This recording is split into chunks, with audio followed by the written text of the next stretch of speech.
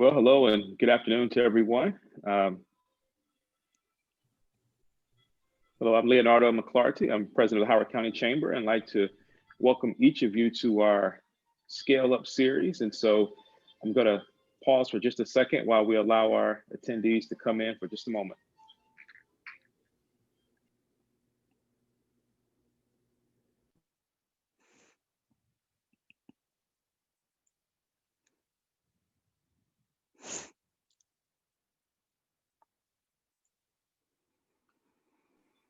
And looks like we've got everyone here. And so I will get ready to get us started. And excuse me for the classical music you've got in the background here, but I'm off site, but we still want to continue. And we've got a great program scheduled, as I think we always do with our Scale Up series. And so for those of you that have actually never attended a Scale Up, this is one of our webinars that we do through our GovConnects program that is specifically geared towards those in government contracting that are, you've procured some prime contracts and really probably several, but ultimately are trying to continue to scale or grow your business and really take it to the next level, whether that's through larger contracting or through perhaps mergers and acquisitions to come later.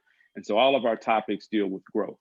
And so certainly you can't talk about growth and not talk about your executive team, talk about the people that you have with your company. And so again, that really speaks to the topic that we have today. And so excited to have with us David Tohn, who's the CEO of Bts Software Solutions, as well as also Diana Burke, and I hope I'm saying that right, who's with Stephen Douglas, and then certainly moderated by Shirley Collier with Scale to Market. And so I'm going to actually get ready to maybe turn things over to Shirley, who will set the stage for how things are going to go today. The one thing I will say for you is that two things, actually. The first is if you have questions, we ask if you'll put them into the Q&A portal. We're going to go through the presentation first and then start following up the Q&A. It's going to be more conversational in approach, but again, just feel free to add your questions to the Q&A, which we'll be monitoring. The other thing is our GovConnects program is sponsored by a number of our annual partners. And so if we could show that on the next slide here, our annual partners are companies that support the Chamber's programming through the course of the year. And so they're led by Tower Federal Credit Union, as well as Uninet, and then also Aronson, and then the others that you see in Creatrix, Edwards Performance Solutions, HR Anew, Prescott HR, and Phoenix TS. And so with that, I'm going to turn things over to Shirley to get us started here. Thank you, Leonardo, and welcome everyone. Before we get started, we will not have a PowerPoint presentation. As Leonardo said, this is going to be an interactive discussion. However, we will have a handout. It will be a checklist that we're going to be sending out to all of the attendees about today's topic. However, we respect your privacy. If you do not want your contact information to be shared with us, with the presenters, then please respond to this poll. So Taylor, if you can get that up there, I appreciate that. Our topic today is about how to find, hire, and retain an executive team to grow your GovCon business. This is probably the single most important factor and most challenging factor in scaling a business. To help me sort out these issues is Elana Burke from Stephen Douglas and David Tohn from Bts Software Solutions, who will represent two different perspectives on this topic. I would like for them to introduce themselves, beginning with Elana. Hi, everyone. My name's Elana Burke with Stephen Douglas. I'm currently our Director of Client Service. I've been in recruiting for about 20 years now, as well as owned a recruiting firm in the past. I currently lead our IT and cybersecurity search team, which focuses on recruiting for cleared and non-cleared technical candidates within the DC, Baltimore areas, as well as nationally. Thank you. Thank you, Elana. David? Good afternoon, David Tohn, CEO of Bts Software Solutions. Shirley, thank you for moderating. Leonardo, thank you for running yet another great program. We appreciate the support that the Chamber provides for our government contracting community here. CEO of Bts Software Solutions, we service mostly the DoD and the Intel community, specifically with intelligence, analytic professional services, hardware, software engineering, and we have our own labs where we develop our own IP and generate products as well. My background, 24 years military veteran with the U.S. Army, retired out of Fort Meade in 2011, and enjoying this wild ride as a government contractor mostly since then, and excited to chat. Excellent. Thank you, David. So our discussion today is about building an executive team.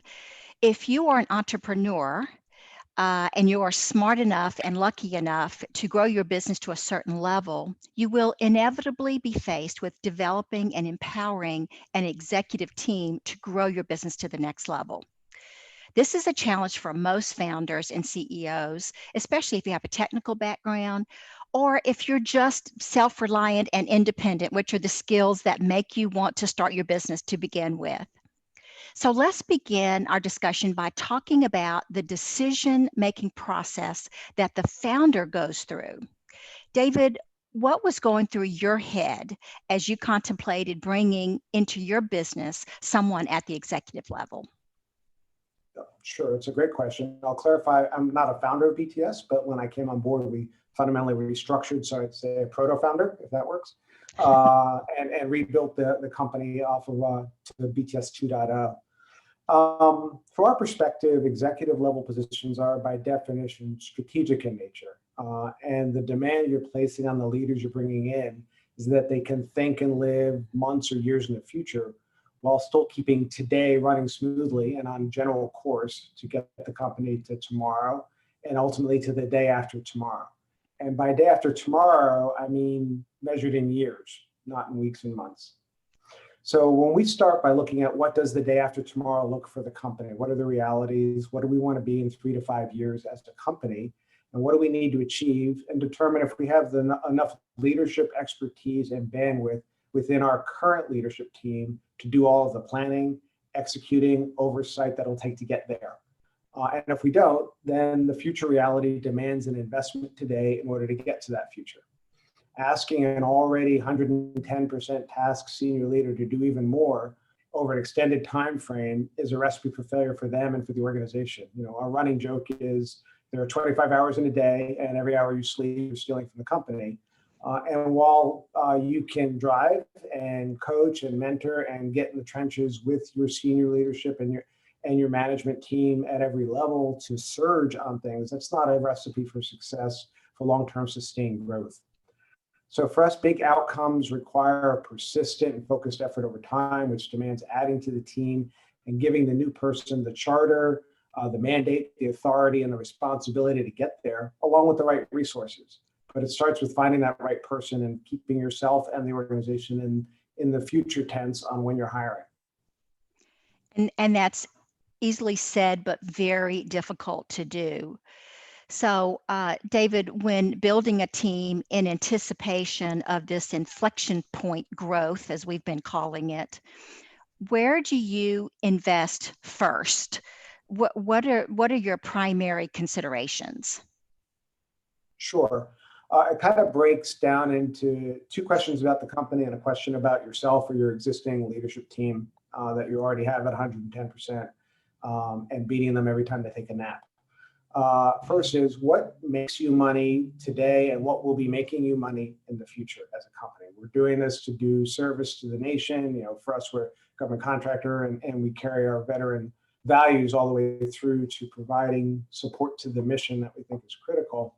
But at the end of the day, we're also trying to make some money for our employees and for our ownership team. So what's making us money today and what will make us money in the future? And then the flip side is what's saving us money today and what will save us money in the future. And those are the 2 things that drive just about every question associated with the investments of people and time. The third question is what percentage of my time or my current leadership's time is taken away from doing what they do best and providing their best value to the company and could be offloaded to someone who's that piece. People ask, what's your leadership philosophy? Well, here we lead by laziness. I find there's a lot of stuff I don't want to do, and I'm not really the best person at it. So find the right person who's good at it, who can carry the same vision that you're looking for, and can put themselves in the future sense, and give them the job. Say, you're great at this. I'm not. You do this. I'll give you guidance, and I'll get out of your way. And then you align your team in that way. So me looking at a spreadsheet or me doing capture operations, I can do it, but it's probably not the best use of my time when there are people who can do it better and will be better at it for the company. Now, I've heard you say, hire slow, fire fast. Is that really enforceable? I mean, how does that play out in a small company? Sure, it's hard. We were talking offline. One of the challenges, our leadership team is mostly veterans, and in our leadership when we're in uniform, you really have a vested interest when you hire someone or when someone's in your unit or organization. You want to help coach, mentor, and train them to be the next best person they can be. So there's a tremendous amount of personal loyalty to the people you bring in and people you inherit in the organization, and that can kind of get in the way of the hire slow, fire fast ethos, which I think comes out of the private sector. Candidly, we've had a bit of those friction points within BTS where we maybe have not fired as fast as we ought to have because we felt that loyalty and we can help grow somebody. But in the broader context, you have to be clear on the role and function you're trying to fill. Have you done the thinking, the hard thing? What's this gap either today or a year from now or 5 years from now that we're trying to fill, so that we really understand the skills and the kind of person we're looking to hire. So in hiring slow, the first step is really identifying your requirement and thinking about it from every perspective that you can. The second piece is personality and culture fit are more important, I think, the smaller the organization is. When you get into a large corporation, then there are places to move. When I first got out of the military, I worked for a relatively small company. I was employee number 80 something. And I went through 7 interviews before I was offered the position. And when I was finally offered the position, I was at the lunch and it was like, hey, welcome to the team. I asked the CEO and founder, why 7 interviews? He says, well, we're a small company. Frankly, he said, we can't hire assholes because today you're doing this job and tomorrow you may have to do another job because we're small and we're going to move talent to where we need it. And if you can't work well with our people, with everyone in the company, and you can't build teams across the board, then you're of no value to you become an asset we can't move as the company needs you to move to the next most important thing. So culture and personality fit matters, particularly when you're super small. When you're super large, a big company, I think there are places you can hide people or people can hide where they're part of a cog in a machine. It doesn't work when you're really small. If the person you're hiring is going to have a division or an element of the company that we're anticipating to grow significantly, that person, that leader of that division, that department, that section of the company becomes the owner and purveyor of your company culture for that segment of our population. Are they suited for that? Not only do they have to run the business, but they have to extend our culture into a growth area. And so they're bringing in a whole bunch of new people, a whole bunch of new processes. It has to fit into the existing organization. And are they the right person from a business perspective, from a leadership perspective, from a talent selection perspective, that they can carry a fairly heavy dual burden, do the work, but build the culture and extend it so that those people are your face to the customer and face to the world. And then the last piece is really establishing your firing criteria early. Is it performance-based? Is it fit and culture-based? Is it something else? And thinking through what's the impact of losing that person just as they're starting to gain momentum. If, fire fast, if you're 90 days in or, define fast, have you hit those criteria in a way where you can say, you're really not working out. We appreciate your time and effort. Thank you for your contribution and we wish you luck, but you're not working out here. You don't want to make those decisions and establish that criteria under duress. You really want to have done that thinking before you've had a person and a relationship that's in play. Those are excellent points, David. I've heard some companies say regarding fit that they have a no jerks policy. You can't hire a jerk. So, Elana. That's a little bit more toxic than where I worked. So Elana, let's say that a CEO has taken David's advice and is now ready to start the search. What advice do you have on the best way to attract top talent? Sure, absolutely. So when you start your recruiting process, everything that David just said is absolutely correct. You need to have a very clear vision for what you're looking for in this person, the goals that you want the person to meet, as well as personally with their individual position, as well as company goals to meet. And a clear understanding of your own company culture and values so that you can hire someone that can not only do the job, but also be a leader and share your culture, values, and vision as the company grows. And this, as you were saying, is so important, especially as you're, a smaller company growing and bringing on the right leadership team for the future. You want to become an employer of choice and a place where people seek out, where they want to work for you and they come to you to look for employment. And so some ways to attract talent beyond, of course, having a strong compensation plan and benefits plan, you need to have a strong social media presence, something that highlights not only the products and services that you provide, but also your company culture, and discuss in your social media your products and why they're the best and why you can do what you do, but also have a story of your why. Employees, when they're looking for companies to work with, really want to be a part of something bigger where they can see how they themselves can reach their own goals, help the company reach their goals. And no matter what position they're in, this goes for, executive level as well as, entry level all the way up. They want to see the bigger picture and how they're helping the company, how they're helping your clients, and in the end, how they're helping the world and where do they fit in and kind of see the bigger picture and what they can do with the services or products that you offer. Some other things that you can have in place, to help attract the right people is to have something like an employee referral program. If you have happy employees, they will refer other like-minded people to you. And they'll bring in the right people. And that's a great thing if you can offer, a small bonus or a fee every time, if somebody refers you somebody and you hire them. That keeps the employee happy. They feel like they're doing a great job and they'll bring you like-minded people. Also, growing your employees and promoting from within is very important so that when you hire someone, they have a clear picture of their career path and how they can grow as the company grows. If you're a small company looking to hire an executive in that role as well, they need to see kind of the bigger picture and how this role is going to grow as the company grows. And that helps the individuals envision themselves with the company long-term and understand that there's a plan and a path to growth, not only for themselves and the company as well. Anytime you're interviewing someone, they're also doing research on your company. When you're, especially at the executive level, when you're interviewing someone for a position, they're also interviewing you as an employer and seeing if this is a place where they want to work and where they feel comfortable. So encouraging, current employees that, to give your company reviews on sites like Glassdoor.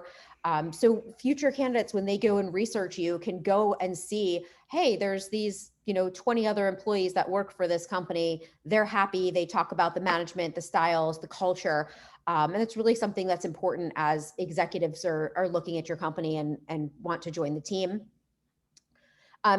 In addition to, the standard benefits as far as, medical insurance and all of that, even small perks can make a difference in employee morale, in retaining people and attracting good people. And they don't have to cost a lot of money. So simple things like employee team building activities, free snacks or free coffee in the office when we all, start reporting to the office again.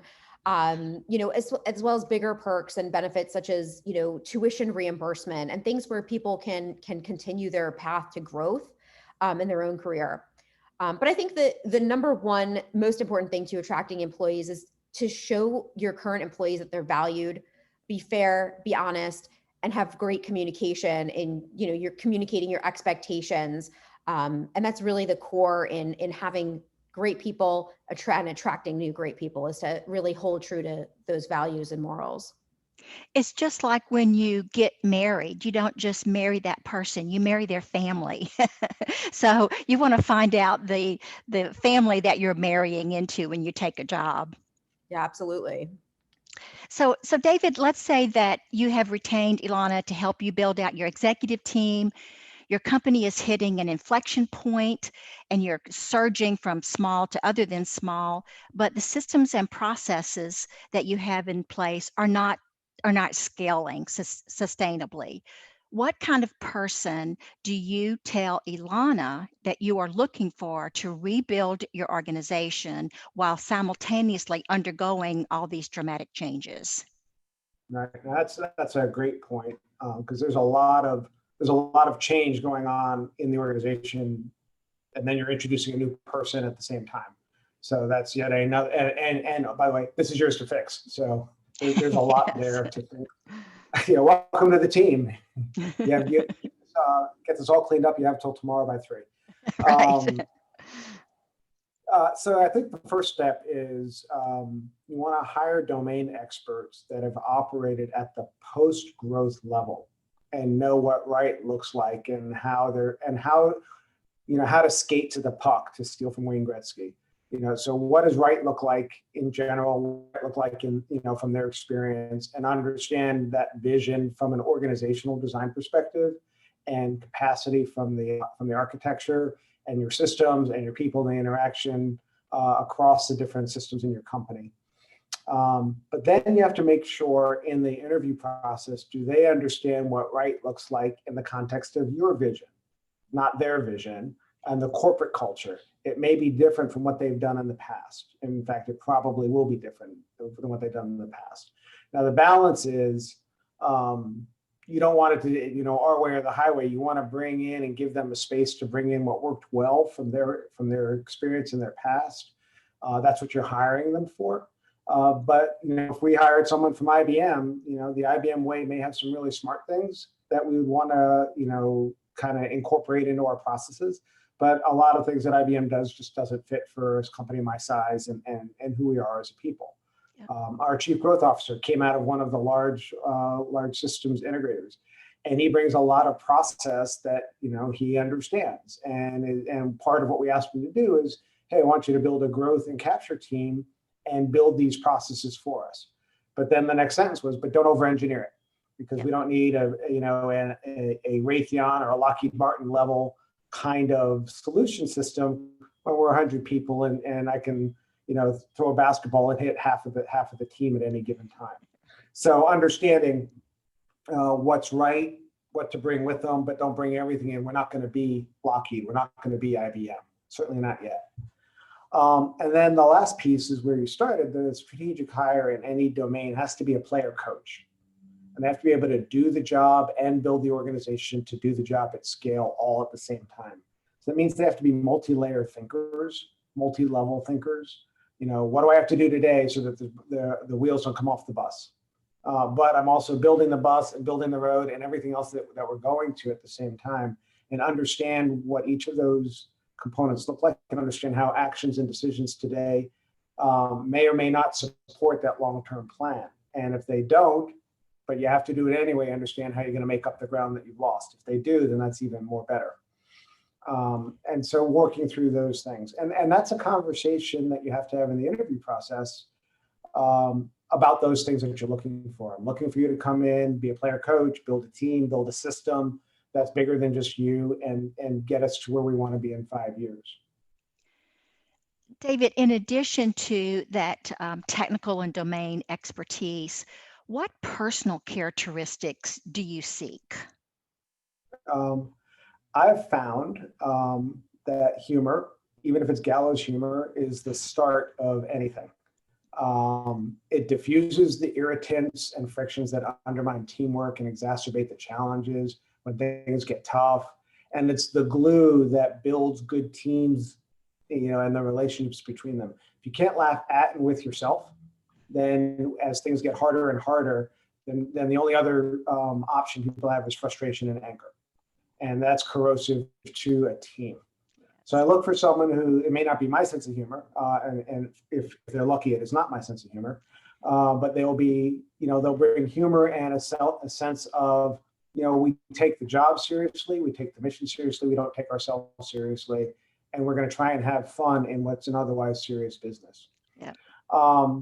We follow that with, strategic vision, things we've already talked about, clarity of thought, what's their emotional independence, and do they have an irrational faith in our ability to succeed? Well, I think that you're particularly good at the humor part of it. And you're right, it does kind of diffuse the situation. What we all do for a living in government contracting, and God knows in the middle of a pandemic, it's hard. It's very hard. And it's hard to stay motivated and positive every day. And humor helps. So let's say it's now time to interview.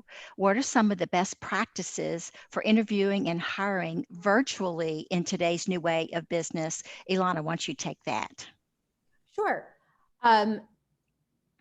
Setting expectations and being clear about your interview process and the steps you're going to take in your interview process.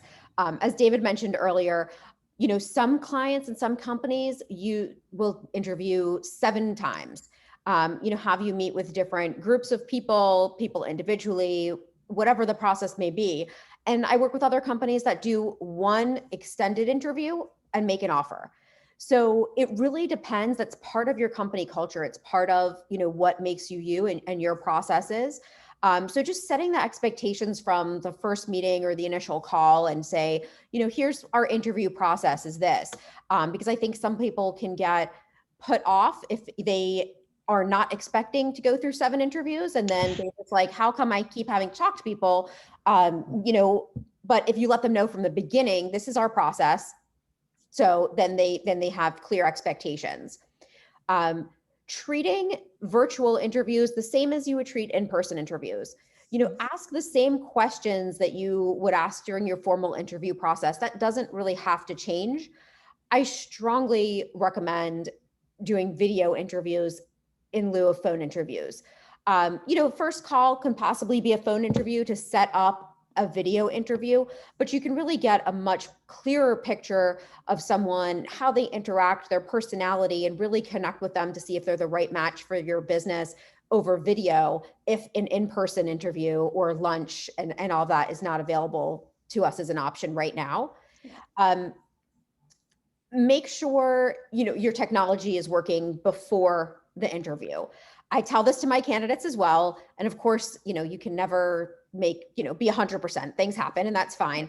But if you're using Zoom or Microsoft Teams, WebEx, or the many technologies that, we've all been very used to using over the past couple of months, just make sure it works before your interview. Make sure that, you have it set up, the person has the correct link, so that you're as prepared as possible and can kind of jump right in and not have to talk about technical issues.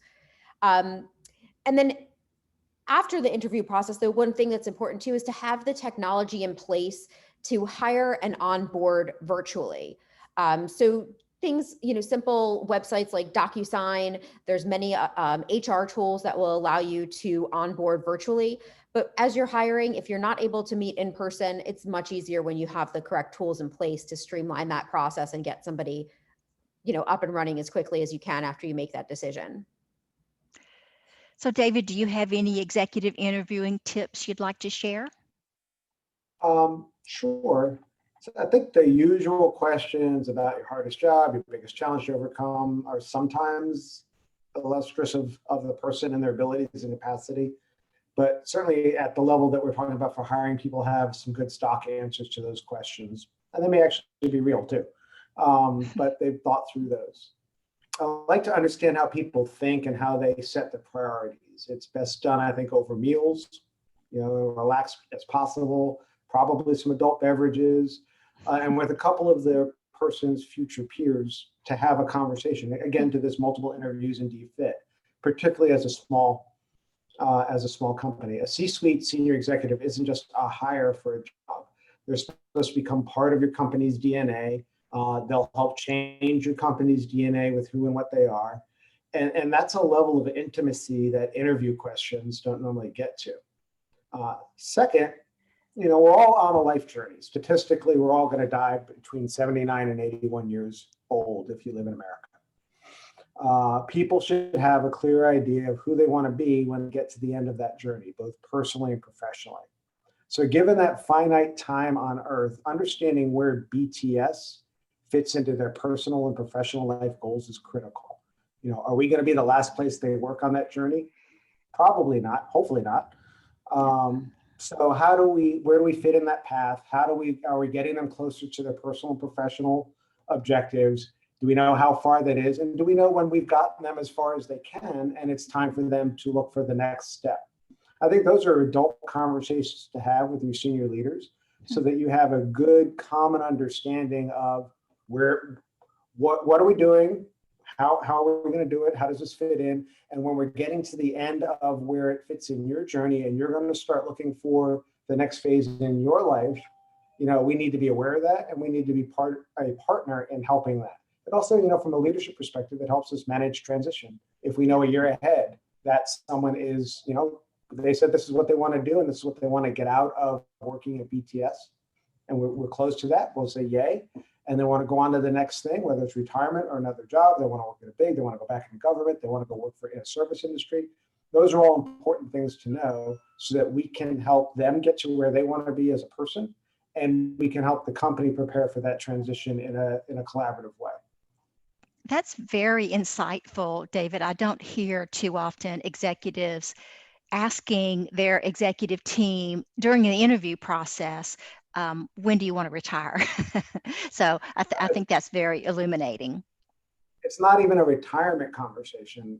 We ask this question of actually all of our employees. Our software developers, what are you trying to do professionally from your software and coding skill set? And where do you want to go? And how far can we push you? What missions do you want to work on? And personally, do you want to have a family? Do you have a family? Are they in college? Out of college? Do you need to move somewhere? All of those things matter, and we're part of that journey. And so we may hire a senior executive who wants to ultimately work in a large company, and they're here to do good with us, do good with the mission, but they want to learn the skills so that they can upsell themselves to go work at IBM. That's fair. They get one life to live, and I want them to be happy and their family to be happy. And so if we understand that, then we can work towards those goals. That's excellent. So let's talk about availability.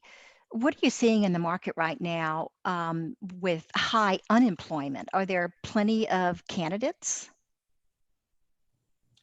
If the question's to me, not for the positions we're looking for. When you start throwing in clearances in our space, it's just really tight. Anyone who's good has got a job. Elana, what are you seeing? Yeah, exactly the same. Unemployment might be high right now, in some areas, in some fields, but for highly skilled candidates, executive level candidates, and especially cleared candidates, there's no unemployment. Not that there's none, but they're very hard to find. The market is tighter than ever. We find, when we've got good candidates, especially at, certain levels of clearances and polygraphs, they have multiple job offers to choose from. There's many more positions open than there are candidates we work with every day. There are some opportunities, though, where certain companies, certain industries might be in transition, going through changes, due to COVID, and adjusting. And it brings some new opportunity to attract candidates to your company that may not have been available or may not have been on the market or looking for new opportunities several months ago before the pandemic started. So, there is some new opportunity, but in general, for executive, highly skilled positions, technical positions, and especially cleared positions, there's not an abundance of candidates on the market because of unemployment. So let's explore this a little bit more about everyone working virtually. Has that changed your approach to finding and retaining senior executives? And this is for either of you. So I'll jump in with just a couple of thoughts. I think Elana got it right as far as the finding part and doing the virtual interviews. You have to do that, particularly. Interestingly, we're 75% remote workforce from a back office perspective before COVID hit. So the transition to 100% doing the Teams and the Zooms was just a small step for us. And so now that that's our core function, the geographic constraints on hiring into the senior leadership have evaporated. So that's been an interesting dynamic for us. In fact, I have an interview at 1 o'clock today with a senior recruiter who lives, thousands of miles away. Would never even thought of that as a viable option, and now we're pretty excited about this person coming on board. So that's a different dynamic that geography doesn't matter anymore. On the flip side, though, to your retaining piece, I am really concerned, and I've asked this question of just about all my peers, as you bring in new people in this post-COVID 100% remote workforce environment, how are you enculturating the new hires? Because you don't get those day-to-day, minute-to-minute interactions. It's not the big decisions. It's not the foosball table. It's not the ping pong table. It's not the beer calls or the beer tap you have in the office that sets culture. It's watching the little decisions. Hey, someone needs an extra week of leave without pay because of a family issue, or hey, we're gonna go with the more expensive healthcare program because we know our workforce needs this versus that, or those kinds of little choices that really reveal who you are as a company, or the conversations about what you're doing from prioritization. Those happen in minute to minute. They don't happen routinely in the daily 9:30, everybody get on the Zoom and call. So I'm always interested if any of our audience or anyone else has thoughts on how they've enculturated new senior hires who have not had the benefit of all the in-person rooting and grounding. How are they bringing them into the little things that make the big things? Does that make sense? Yes, and I think that people are grappling with that. Some companies are very creative. Others really are frozen in indecision. They don't really know what to do. So I'd be very interested in hearing some of the creative ways that companies are doing that. And I can jump in there too. I actually have many clients that are in this position where, now they are working completely virtually and they can hire people outside of their geographical area. If you can embrace that and bring people in that don't necessarily need to be in your office, that really opens up the candidate pool that you get to choose from and opens up how many people with those specific skills you're looking for. So there's more opportunity than ever. And some of the ways that my clients have been kind of incorporating those people, I have a couple of people that I have executive level people that I've placed over the past couple of months that have started positions, have never met anyone in person. It's all been over video. And some of the ways that they're kind of incorporating them into the team is really doing, things like lunches, or coffee over, even though it's over video, but having that executive or that new hire, meet with people one-on-one in an informal way to have those conversations that you would normally have, at the water cooler, the beer tap, or ping pong, or happy hours, and things that we're not able to really do right now. So setting up, one-on-one lunches. I have, some companies that will send a gift card to Uber Eats to somebody before lunch and say, order yourself lunch. We're going to sit down for an hour and, have that informal conversation. So just kind of doing those small things to get people to still connect, even though they're not in the same physical space. I think that's a great idea. I just heard one of my clients yesterday say that they had a trivia night, a virtual trivia night for all of their employees, and they pitted them against one another in teams, just as if they were in a bar, having fun and participating in that, but it was all virtual. I thought that was very creative. So Elana, I want to explore this a little bit more regarding virtual recruiting. What additional skills and business processes are required for executives to manage remote teams? Are your clients asking you to find people with a different skill set now? Yes, thank you. I would say good communication skills are more important than ever. Setting expectations is paramount when working virtually. So the skill set is similar, but really having that and somebody that can translate that and create those relationships via, video and not being in person is very important. So that personality piece of somebody that, is able to be warm and welcome and connect with their team is always important. And, some things that we're looking for are, it's great to have people and to kind of shift your expectations a little bit, and measure your employees' performance by their productivity and not necessarily by the actual hours they're working or punching a clock. If they're working virtually, unless they're in a certain position where, certain hours are absolutely required, and that's of course different. But if you have a position where somebody needs to be productive, they may have kids at home schooling. I know I do. So I'm working early in the morning and working in the evenings. And as long as your employee is being productive, does it really make a difference if they're working 9 to 5? The workday can look a little bit different, in those positions where it's able to. Another thing is just, investing in the technology, being able to provide your employees and teams with the technology needed to be successful. So of course, the video conferencing tools, software and whatever else they need that can be accessed remotely so they can be successful at home. And I think one of the biggest points as well is celebrating the little successes. So a lot of times, when you're meeting with your employees, it's about, what they need to improve and things like that.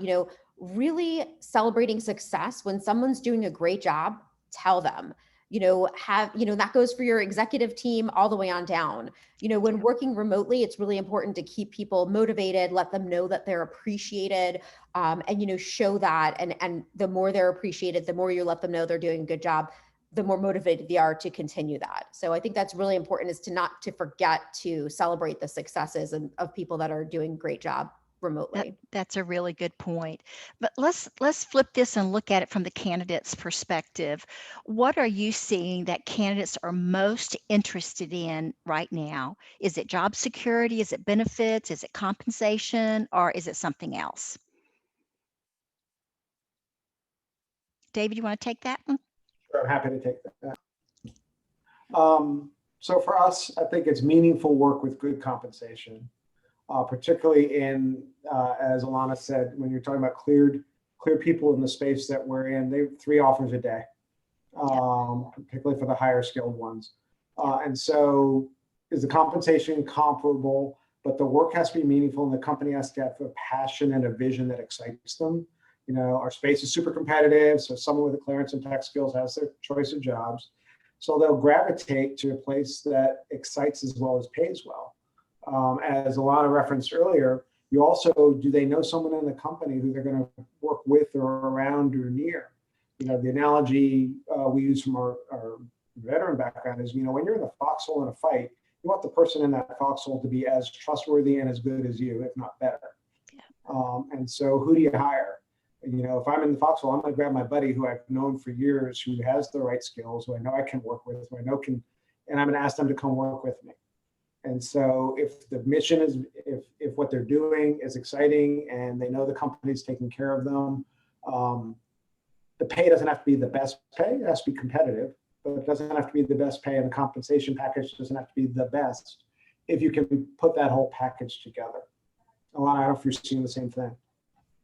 Yeah, I was going to say very, very similar. Of course, competitive compensation packages and great benefits are a start.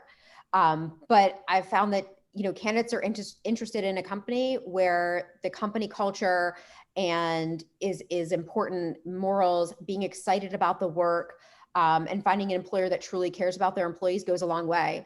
And I've had candidates that have not taken offers for the highest number. They've taken offers that are a competitive number, but for a company where they can truly believe that they're valued doing good work and are a part of a team.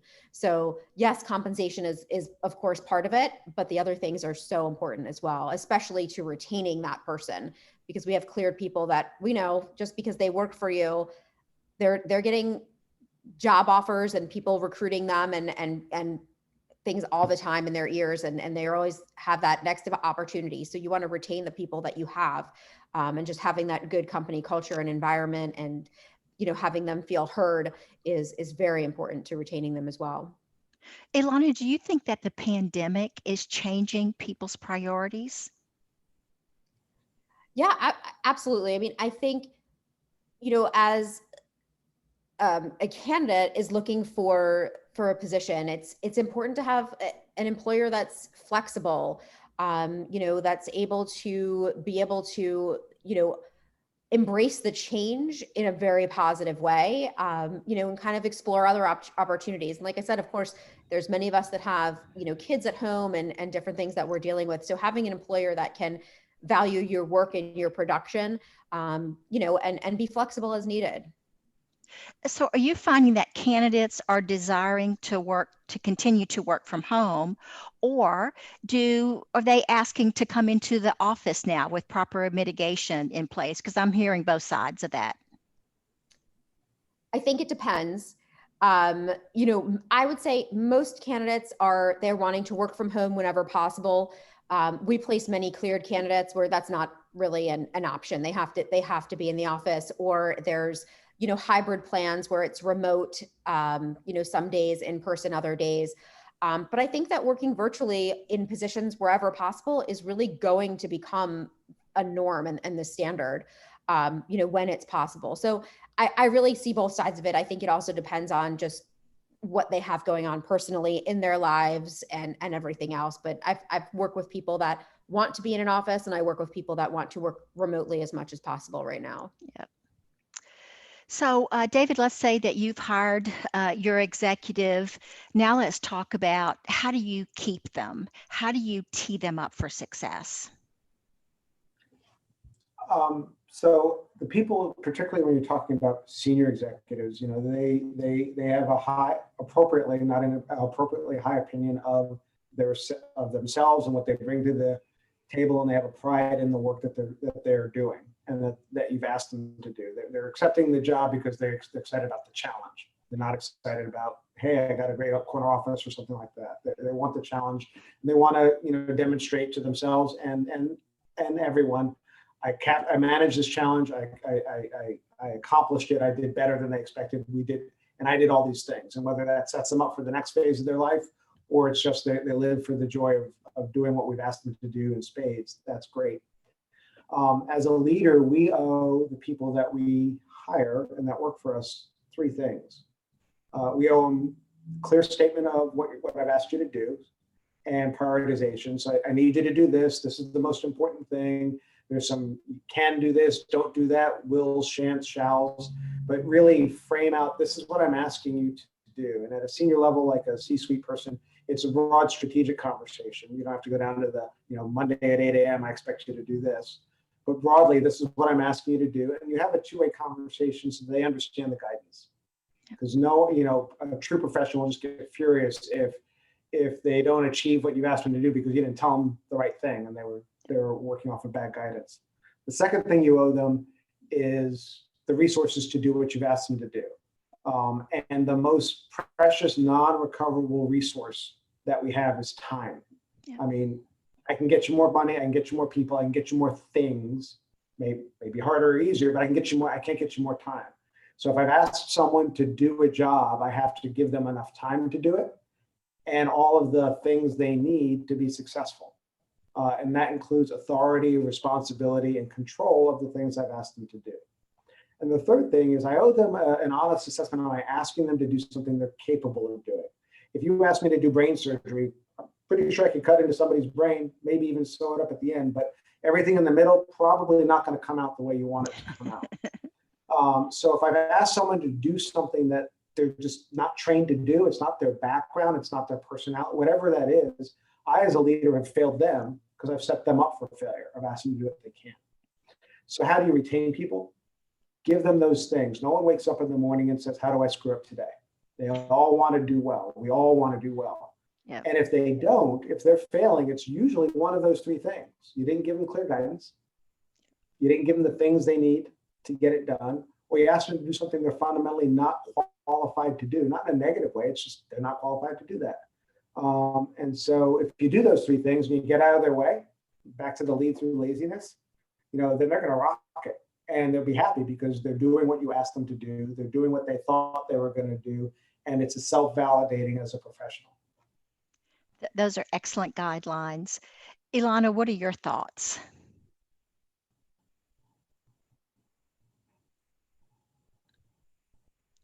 You're muted. Sorry. So on the company side, when you're talking about retaining people, as we've talked about several times today, great company culture goes a long way. Honesty, integrity, treating your employees well, it should be a top priority and has direct effect on your retention rates. As we mentioned as well, robust benefits plan, strong compensation, of course, and investing in training and education to help your employees grow, at all levels. So it's important to give them the tools that they need to be successful. And if you have somebody that wants to attend a seminar or get, the next stage in their education, helping them towards those goals and showing them that you care about them as a person and helping them reach their goals is excellent for retention. And working with each individual on your team and for long-term planning and goals, helping them meet those goals and growing.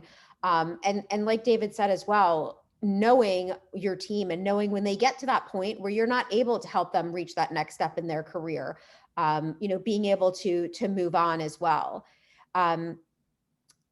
Embracing corporate social responsibility, participating in things like charity events, matching charity contributions, doing community outreach events really helps your employees also feel engaged and that you're an employer that cares about them and their world and their concerns, and you're socially responsible in doing those things, and that's something that will help people stay as well. Communication, of course, and being honest with your employees, being clear, as we have said, on setting goals and talking with them about areas that they can improve, and just facilitating communication between your employees, managers, executive team, because that's really one of the most basic things that if that's broken down, it's going to have an effect on your retention as well. And hire good people. So, that's important through the interview process. Sometimes you find a person that looks great on paper. They have all the skills you're looking for. They've got the best of everything, but they don't match your company culture and values. Don't hire that person. Go with your gut feeling. You can train somebody for certain skills, but being able to change someone's values or how they interact with a team is much harder to change. So hire good people, hire people that fit in, and continue to build that. And you can train on skills, but you can't really change somebody's, core personality and values. Yeah, their value system. Absolutely. Those are really good points. David, I want to come back to you as the CEO. You've touched on this a little bit, but I want to explore it a little more. How do you personally manage the scale up of your company to the point where you, as the founder, don't have to touch and do everything? There you go, unmuted. It's a great question.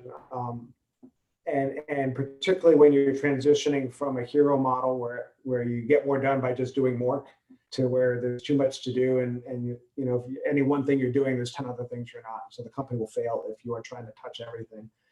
So I referenced it earlier, leading through laziness. Find out where I provide the best value, and then hire people to do everything else. And I'm finding as the company gets bigger, there's less and less I do, and more other people do, and that's a success. Yeah. Being emotionally ready to divorce yourself from process. If you hire and lead your people to build processes that achieve the outcomes you want, measure on the outcomes, coach on the process to ensure it fits in your culture. But they don't have to do it the way I would do it. They just have to do it in a way that's successful. It's extensible. It's scalable, and it's in concert with how we want to run the company and treat our people and represent ourselves to our community. And then I'm really big on loose hands on the handlebars. So mountain biked for many years, and when the trail is really rocky and rough, if you have a death grip on the handlebar, it inevitably leads to when the wheel grabs a rock, it'll twist out of your hand, and you'll end up yard sailing, and wrecking and being just all the way down the hill with parts and pieces everywhere, causing a catastrophic crash. But if you keep a firm but loose hand on the handlebars and allow them to jiggle as the bike reacts to the rock, the pothole, the tree, things you can see, things you may have missed because you're moving too fast, then it'll have the flexibility to react to the realities of life without it ripping out of your hands and losing control of the organization. I think it's a similar approach from leadership. Yeah, I love it, David. I love that analogy because you're heading in the right direction, so you're steering in the right direction, but you're allowing the organization to bob and weave as necessary to achieve its goals. Right. That's great. So, Elana, do you have any final thoughts or advice? I think we've chatted about a lot that is really great information and should hopefully be helpful to everyone.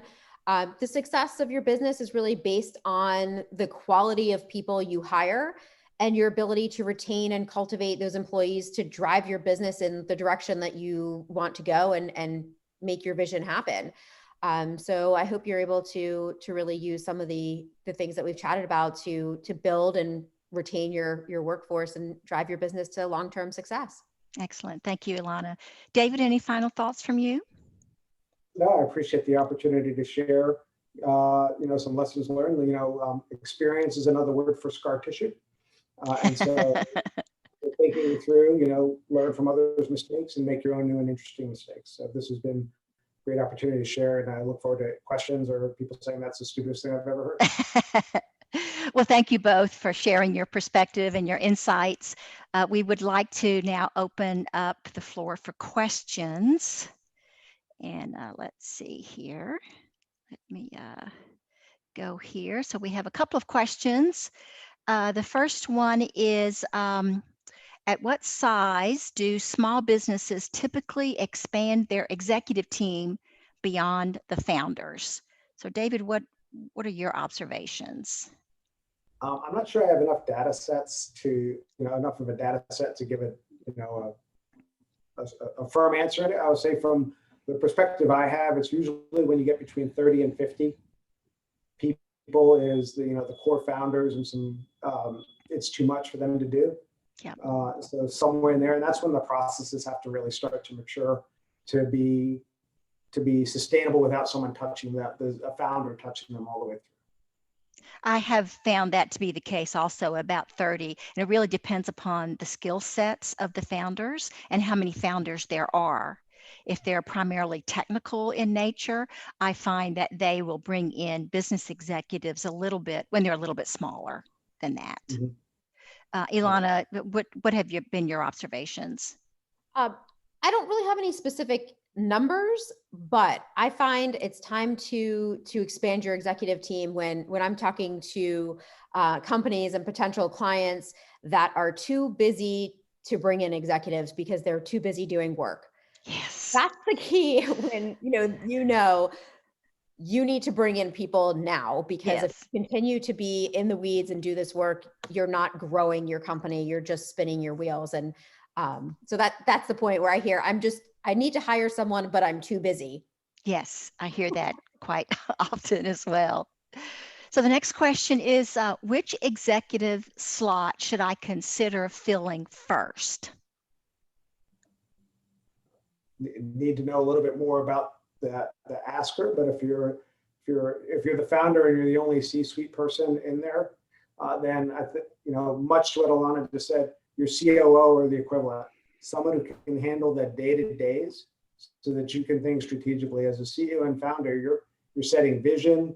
You're the chief strategic BD person. If you're raising money, you're the chief fundraising person. You're the face of the company.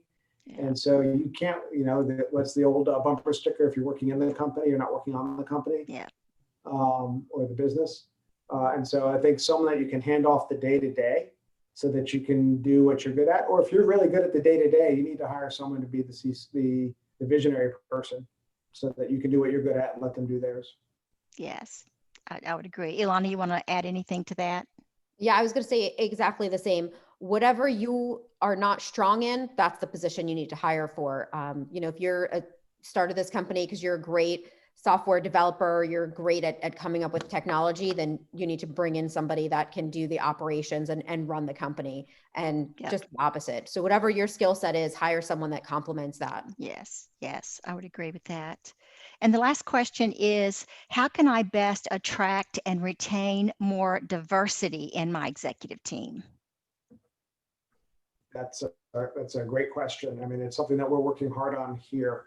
And part of what I'm working on, I'm also the chair of the tech board of the Maryland Tech Council. We've just started an inclusivity initiative to try and, marry up with some of the other initiatives that are going on in the state to bring better inclusivity in the technology sector, from the C-suite down through entry-level employees. You can't just hire people who look and sound like you. And if your outreach to find candidates is just bringing people who look and sound like you to you, you have to change your strategy. You have to go hunting for them. Yeah, because you're going to have blind spots. Right, and the studies show your company's better the more diverse you are. It's not just a feel good. It's not just a PC conversation. If you really want to grow your company, you want diversity in your leadership. Yeah, it's good business to do that. Ilana, any final thoughts on that? Yeah, I think a couple of ways you can do that too is, using your social media outreach to reach different populations and have a message and a vision that many people can relate to. So building content in, your social media, your website that's relative and, applicable to different audiences, making diversity and priority from the top down as you hire people, put those programs, diversity and inclusion programs, at the forefront and make sure that you're really following those, and also building a database of candidates and diverse candidates within your field, that even if they're not an executive level right now, connect with them, stay connected on your social media, your LinkedIn and things like that. So, as those candidates grow, then, possibly there'll be a fit within your company in the future. But, to attract, kind of just put your message out there and attract as many people as you can from different backgrounds. That's great. That's good advice. Well, Ilana and David, thank you so much for sharing your wisdom today. And thank you to the rest of you for attending. The next Scale Up presentation is going to be on November 12th. It's the Road to Recovery 2021. It's going to be at noon. So do go to the Chamber website, event page, and sign up. We'd love to see you there. And now I'd like to pass control back over to the Chamber. Thank you, Shirley, and again to David and Elana. I mean, this was just a great conversation. A lot of things that I know gave me a reason, something to continue to ponder on and think about, even if it's not even beyond an executive team, but just as you ultimately look at just hiring in and of itself. So again, a lot of just great, I think, feedback and again, things to think about. So again, just a couple of things that I'll touch on, and certainly Shirley mentioned it. The first being was the upcoming Scale Up, but also before the next Scale Up, we have next Thursday on November 5th, we're gonna have Maryland's Chief Procurement Officer as the featured speaker for our Gov Connects Biz Breakfast. And so for those of you that are looking to do business with the state of Maryland, e-marketplace concerns, other questions around just all of the changes that are taking place with the state as it relates to procurement and so forth, you've got the top guy that will be with us next week on the 5th. And so certainly encourage you to join us there. And then you also see the details on the, excuse me, with the following week on the Scale Up webinar. And so with that, I want to continue to thank everyone. I also want to thank our annual partners as well, as I referenced earlier, who are led by Tower Federal Credit Union, as well as Uninet, and certainly the others in Aronson and Creatrix, Edwards, HR New, Prescott HR in Phoenix. But again, thank you all for coming out. And I would certainly say if you're attending this and you're not a member of the Chamber, we'd love to have you join us.